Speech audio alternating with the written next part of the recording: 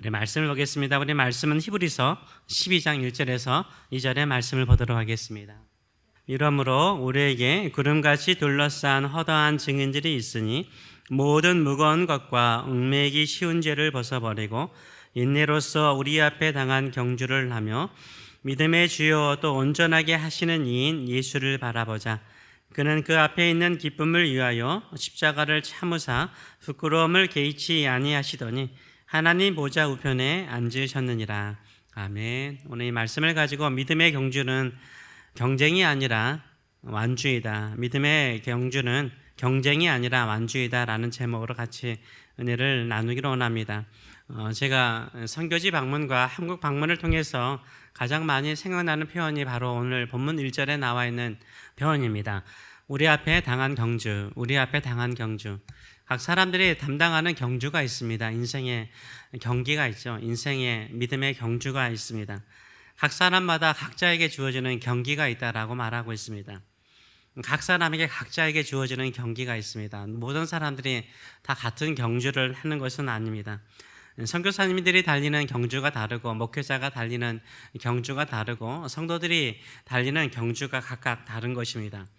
육상에도 100m만 있는 것이 아니죠. 200m도 있고 400m도 있고 이어 달리기 계주도 있습니다. 창 던지기만 있는 것은 아니죠. 창 던지기도 있고 또한 높이뛰기 여러 가지 다양한 경기들이 있습니다.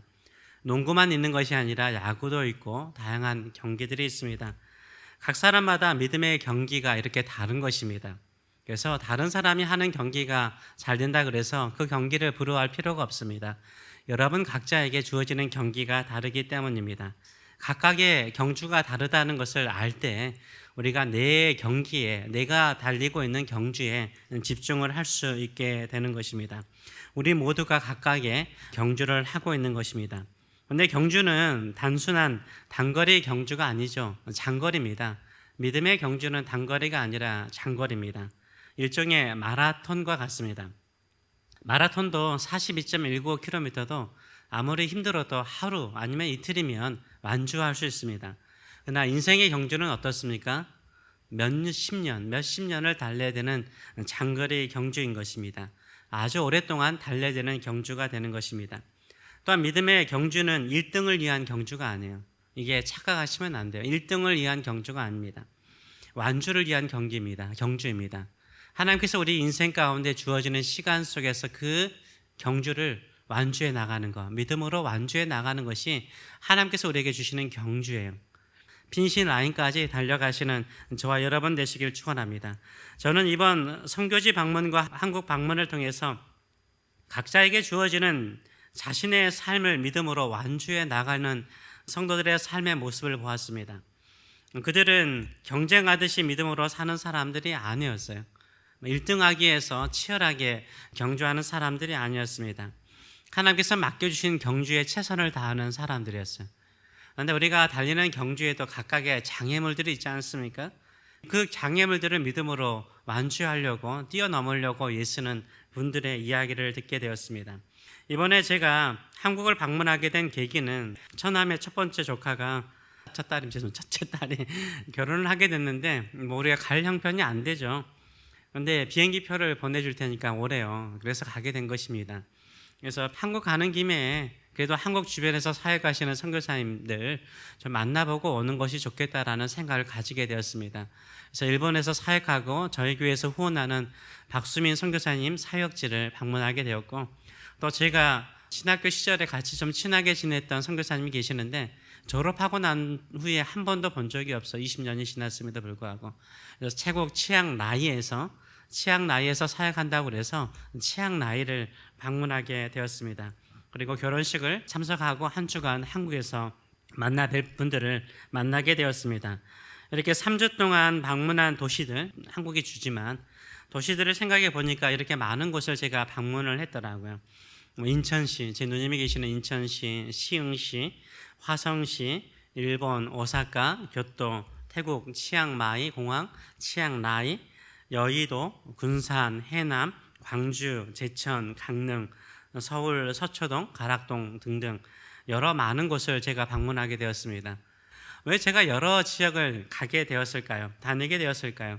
구경하고자 하는 것이 아니었습니다. 놀러 간 것도 아니었습니다. 그 모든 곳에 아는 분들이 계시기 때문에 제가 간 것이었습니다. 사람을 만나러 간 것입니다. 등산가는 산이 있기 때문에 산을 오른다고 합니다. 그러나 저는 아는 사람이 있기 때문에 여러 군데를 방문하게 되었습니다. 그냥 아무 데나 간 것이 아니죠. 사람들을 만나고 싶어서, 그리운 사람들, 또 만나보고 싶은 사람들이 있기 때문에 그곳에 가게 되었습니다. 만나보니까 모든 분들이 다 아픔이 있더라고요. 그래서 하나님께서 만나게 하시는 이유가 있다라는 생각을 갖게 되었습니다. 신장이 안 좋아서, 이 콩팥이 안 좋아서 젊은 나이에 일주일에 3번씩 신장 투석하는 자매가 있어요. 딸이 있는데 40대 자매인데요. 그럼에도 불구하고 그 아픔 중에서 열심히 상담사 공부를 하고 박사 과정에서 사람들을 좀 세우는 일에 열심히 애쓰는 분을 만났습니다. 또한 심장질환, 40대에 심장이 안 좋아서 스턴트도 하고 관리를 하고 있는 목회자도 만나고요. 40대에 파킨슨병, 이미 제가 말씀드린 것처럼 파킨슨병에 걸려서 이번에도 갔더니 본인은 그대로라고 말하는데 제가 참 마음이 아프더라고요. 그럼에도 불구하고 그 힘든 발걸음으로 저를 배웅해 주는 제 친구 변호사를 만나기도 했습니다. 또 20년 동안 뵙지 못했던 태국 치앙라이에 가서, 그 원래는 방콕에서, 수도 방콕이 얼마나 화려합니까? 그 방콕에서 사역하다가 또 치앙마이로 가게 되고, 치앙마이에서 다시 더 시골인 치앙라이에서 사역하는 선교사님을 또 만나게 되었습니다.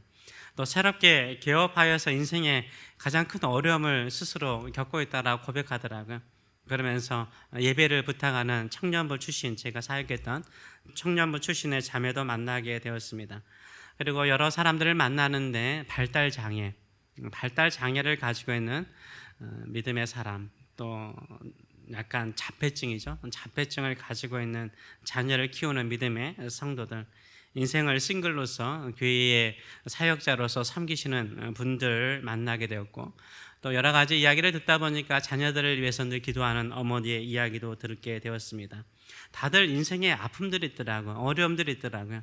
화려함만 있는 것이 아니라 그 화려함 속에도 힘들고 어려운 것들을 가지고 살아가는 인생의 스토리를 보게 되었습니다. 그 스토리를 들을 때마다 그들이 지금 직면하고 있는 경주를 하고 있다라는 생각을 하게 되었습니다. 근데 그들의 인생 스토리가 다 다르죠. 다 달라요. 그들이 직면한 문제들이 다 다르더라고요. 각자 다른 경주를 하고 있는 것을 보게 되었습니다. 그 중에 몇 사람을 제가 같이 한번 나누면서 이 믿음의 경주, 허다한 증인과 같이 믿음의 경주를 달리고 있는 몇 사람을 소개하기를 원합니다. 첫째는 이미 우리 교회에 2년 전에 오셨던 박수민 선교사님. 박수민 선교사님을 일본에 가서 우리가 후원하기 때문에 어떻게 사역하고 있는가 이미 선교 편지를 통해서 듣고 있지만 한번 보고 싶어서 갔는데, 하필이면은 도쿄 사역을 하셨는데 도쿄 사역을 접고 교토로 가셨어요. 개척하러 가셨어요. 그래서 교토에서 교회 개척을 준비하고 있는 모습을 보게 되었습니다. 이 박수민 선교사님은 여러분도 알다시피 일본 홋카이도 저 위쪽에 있는 홋카이도에서 중국인들 대상으로 사역을 하셨어요. 대상으로 사역을 하다가 도쿄로 내려와서 도쿄에서 교회를 개척하게 되었습니다. 선교사님들은 사역의 기가 있습니다. 1기, 2기, 3기 사역이 있는데 홋카이도 사역이 1기고 도쿄에서 개척했던 3, 4년의 사역을 2기로 보시더라고요. 개척하면서 상당히 한계를 느꼈대요. 성도들이 없는 것은 아니지만 중국인들을 대상으로 전도하는 것이 생각보다 자신이 계획하는 바대로 되지를 않았답니다. 1기 사역을 마치고 안식년을 가졌는데, 이 안식년을 가질 때도 한국으로 아니면 미국으로 오시는 선교사님들이 많은데, 이 선교사님은 아프리카 케냐로 가셨습니다. 왜냐하면 중국인들이 아프리카로 많이 가지 않습니까? 거기에서 사역하는 중국인 사역자들과 성도들을 만나기 위해서 케냐로 가셨답니다. 근데 케냐가 어떻습니까? 이 아프리카에서도 잘 사는 도시임에도 불구하고, 나라임에도 불구하고요, 둘째 딸이 거기에서 아주 죽을 병에 걸린 거예요. 열이 떨어지지 않는 것입니다. 그래서 결국은 그 케냐에 있는 병원에서 치료를 할 수 없는 거예요. 그래서 급히 성도님들에게, 후원자들에게 기도를 요청하고 비행기를 타고 급히 한국에 가서 앰뷸런스를 타고 병원에 가서 다행히 둘째 딸이 괜찮아졌다고 합니다. 딸을 잃어버릴 수 있는 큰 위기를 직면했죠. 근데 이상하죠? 그렇게 큰 위기를 직면하고 난 다음에 그 다음 도쿄의 2기 사역이요, 잘 됐어요.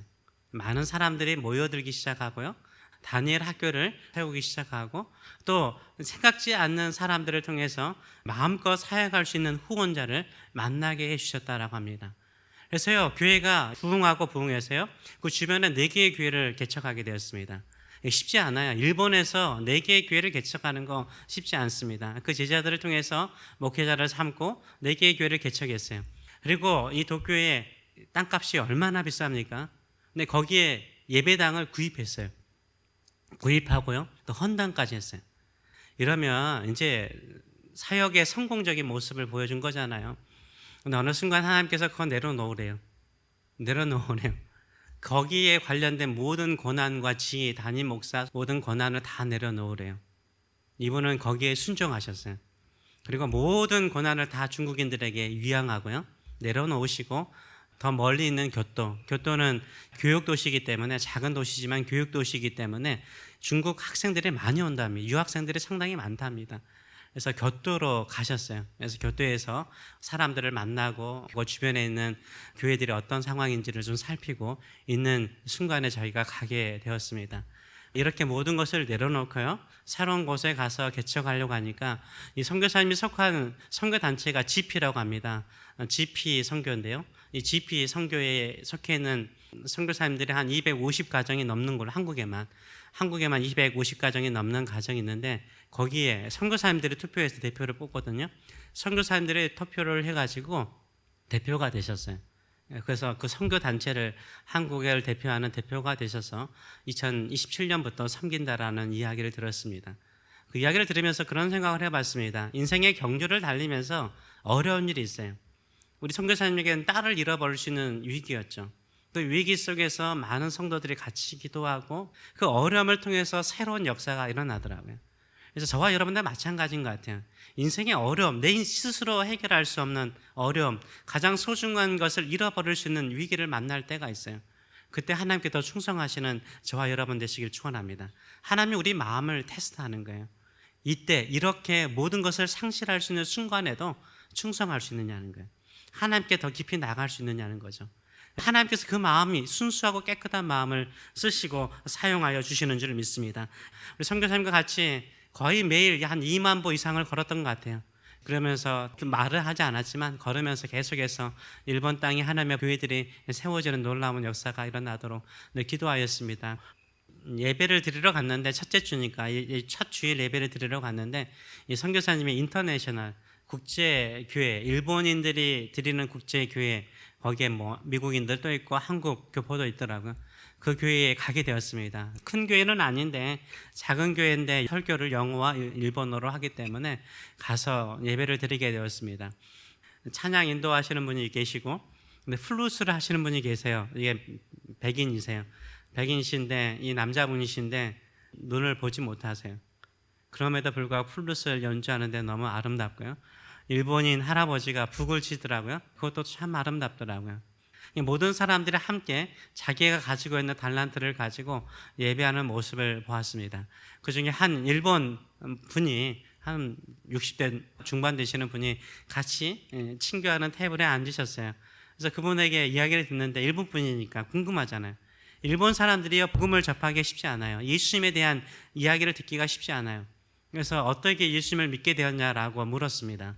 물어봤더니 이분이 하시는 말씀이 그렇더라고요. 이분이 뉴욕에 와서 공부를 하셨더라고요. 무슨 공부를 했냐면 서양 미술을 공부하셨어요. 서양 미술을 공부하셨어요. 여러분도 알다시피 서양 미술의 옛날 그림들 가운데 무슨 그림이 참 많습니까? 예수님의 그림이 참 많잖아요. 성화 가운데 예수님의 그림이 많으니까 이 예수님이 누군가 궁금한 거예요. 연구하다 보니까 이 예수님이 누군가 궁금하게 되고, 예수님을 묻다 보니까 예수님을 믿게 되었다라고 이야기를 하시더라고요. 그래서 하나님께서 사람을 통해서 복음을 듣게 하기도 하지만, 그 사람이 택한 백성이요 하나님께서 구원할 사람이라면 하나님께서 그림을 통해서도 역사하는 것을 보게 되었습니다. 하나님께서 우리의 주변에 믿지 않는 사람들을 하나님의 손길을 통하여서 구원하여 주시는 줄 믿습니다. 이번에 이란과 이스라엘 간의 전쟁이 있지 않았습니까? 그런데 이란 안에 많은 크리스찬들이 있습니다. 근데 그들의 간증 가운데 하나가 뭔지 아세요?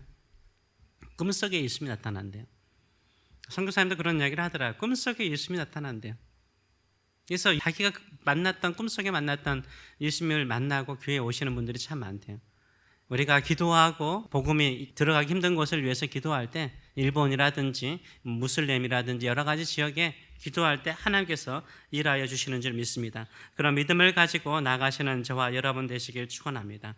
한국에 있을 때 여러 많은 분들을 만났는데 그중에 제가 고등학생 시절에 3년 동안 다녔던 목사님을 그냥 떠나기 전에 한번 전화 통화하고 미국에 들어오려고 했는데 내가 늘 그 사모님을 위해서 기도했는데요. 사모님께서 난소암을 가지고 계셨어요. 7년 반 전에 난소암을 가지고 계셔서 잘 회복되셨는데 갑자기 재발하셨어요. 그래서 건강을 좀 물어보고자 전화를 드렸습니다.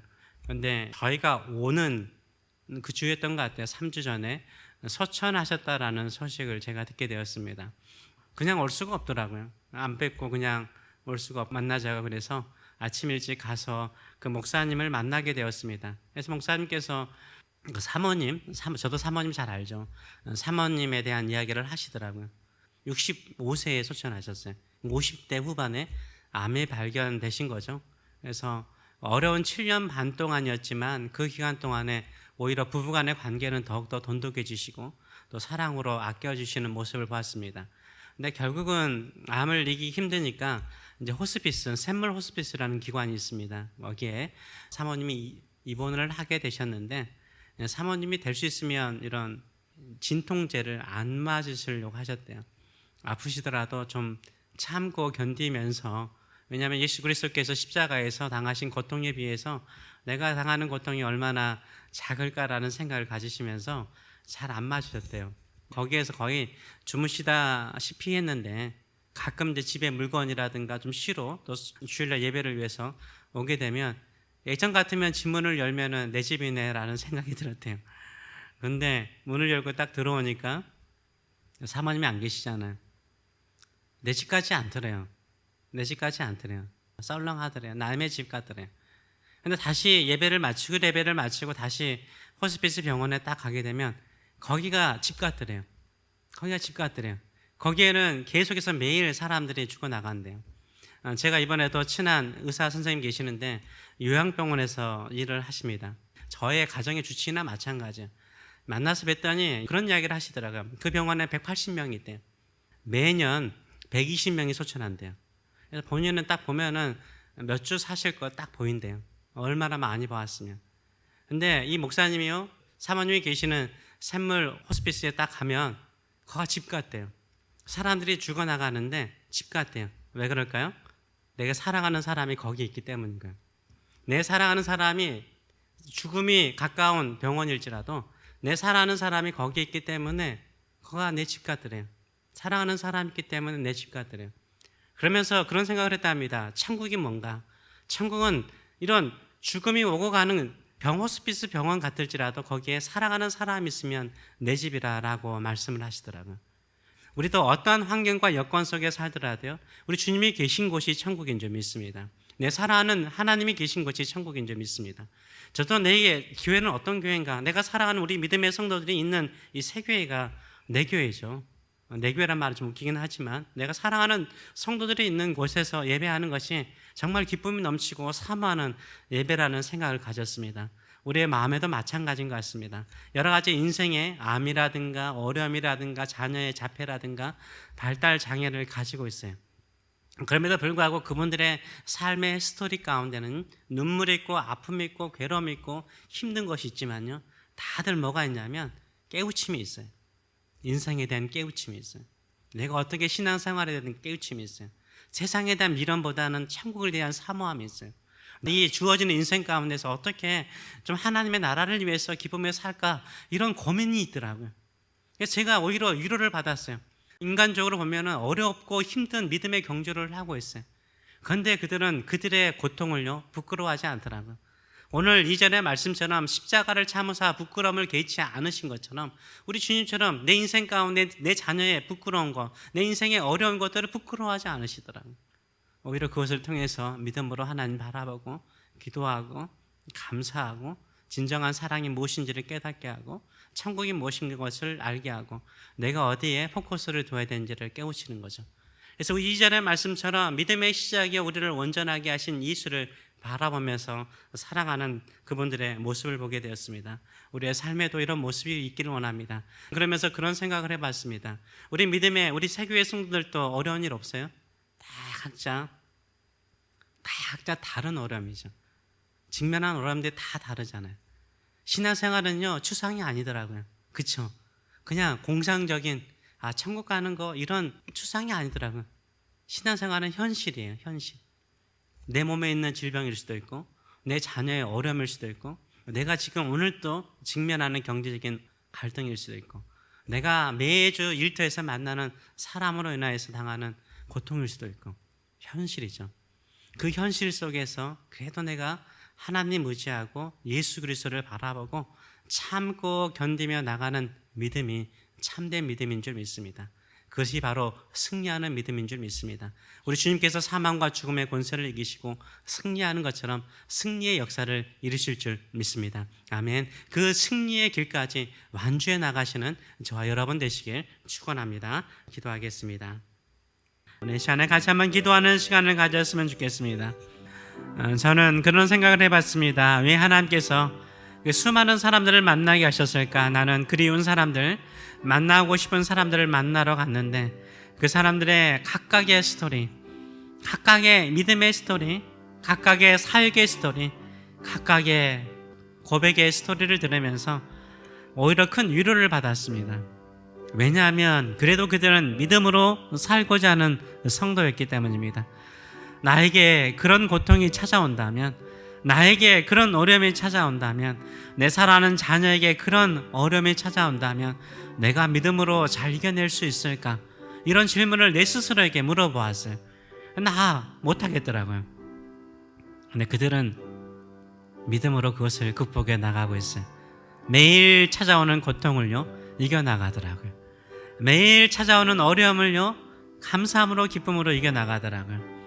비록 그것이 어렵고 힘들더라도 반드시 승리할 것이고 그 고난과 어려움을 통해서 하나님께서 하나님의 뜻을 이루실 것이라는 확신을 가지고 나가시더라고요. 그래서 제가 위로를 얻었어요. 힘을 얻었습니다. 제 사역에도 이런 하나님의 은혜가 있을 것이라는 확신을 가지면서 제가 다시 돌아올 수 있었습니다. 힘을 얻을 수 있었습니다. 그리고 우리 믿음의 성도들도 각자 목사가 이해하지 못하는 어려움과 힘든 것이 있겠죠.